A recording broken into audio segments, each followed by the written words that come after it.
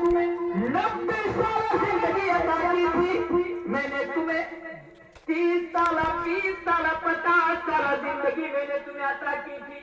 अब जरा बता कि पूरी जिंदगी को किस चीज में गुजारी, अपनी पूरी जिंदगी किस काम में गुजारी।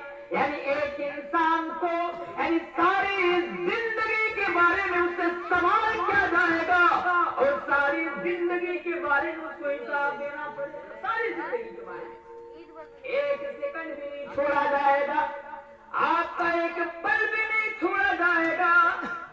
जिंदगी के बारे में जितने दिन तक आप बाकी रहेंगे, बाहयात रहेंगे, एक एक सेकंड का हिसाब आपको देना पड़ेगा। दूसरा सवाल, पहला सवाल, दूसरा सवाल क्या पूछा जाएगा?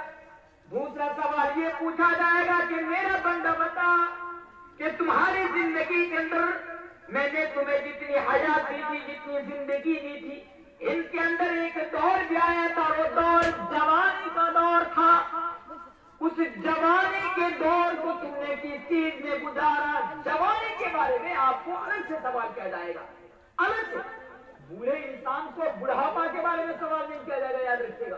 किसी भी बूढ़े इंसान को अलग से बुढ़ापे के बारे में सवाल नहीं किया जाएगा कि तुमने अपने बुढ़ापा को किस चीज में गुजारा।